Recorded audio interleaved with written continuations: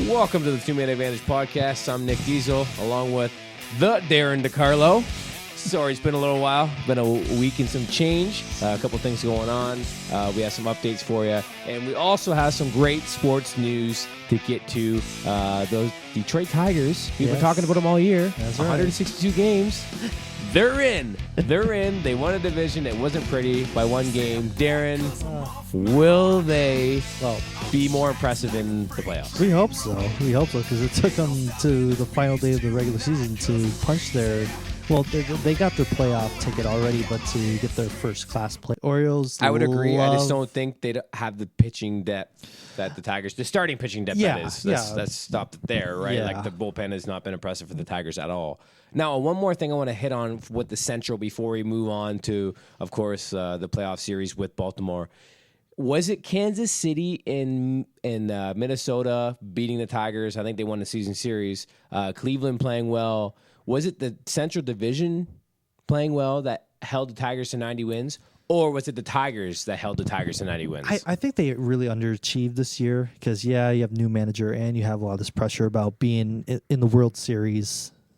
But they knew that coming in. Yeah, they knew that. But I really think that, hopefully they can, get all their ducks in a row. And now this is what this is what you want. You're in the playoffs now. You know what it takes to get to the big dance, and that's the World Series. So go out and do it. Baltimore is nice. Yeah, they have a really nice tough team with Nelson Cruz, and I swear to God, if Nelson Cruz beats us again this year, like he did in 2008, every Tiger fan listening to this is cringing about Nelson Cruz. The guy hit like 40 home runs this year, and that's bad enough. But the thing about the Baltimore Orioles, they love that 3-run homer. And if they get that 3-run homer, they can shut you down with that bullpen of theirs. On the other flip side of that, I think the Tigers enjoy that 3-run homer as well. So they're very similar. I think it'll come down to pitching. And Verlander in Game 2, we talked about that off the air before we started. What do you think about that decision overall? And do you think Price pitching at home or something to that? You know what? And that was one of the big things about Brad Ausmus setting his pitching rotation. It was a little questionable to me because you start off with Max. Great. Love Max starting Game 1. He's been resting for a few days, so he'll be ready to go. He loves a huge workload, and I have no problem with that. If I were Brad Ausmus, I would change David Price to go pitch in Game 2 and JV at home for Game 3 because JV has been having an up and down year, and if you know JV, he's one of the looked good the last couple of games, though. And we all know that he's a prime playoff performer kind of pitcher. But it always seems when the heat is turned up a little bit, JV's also there. turns it up a little bit. Yeah, which I kind of understand because you want your two best starting pitchers at the beginning of the series because if you need them in a Game 5, you can always go back to the well for either Scherzer or Verlander. So hopefully hopefully it all work out. But I like the Tigers pitching in the series, and I think that's what's really going to come. That's what it's really going to come down to, is the Tigers pitching. Okay, so give me a prediction. I know a lot of people like to do that around here. Yeah, I know. So predictions, how many games and why? I know we both mentioned the pitching, but is there more to that? Well, it's timely hitting. You have Miguel, and honestly, they have the best best 5 hitters at the top of their lineup: the Kinsler, Hunter, Cabrera, Martinez, and JD Martinez.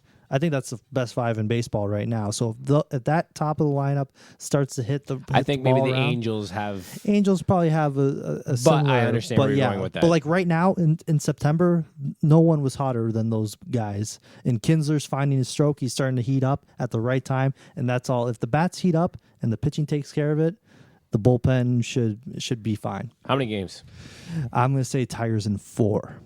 Tigers in 4. It seems to be the popular choice. Yeah, 4 or 5 I hear a lot of. I think the Tigers had a great record on the road this year.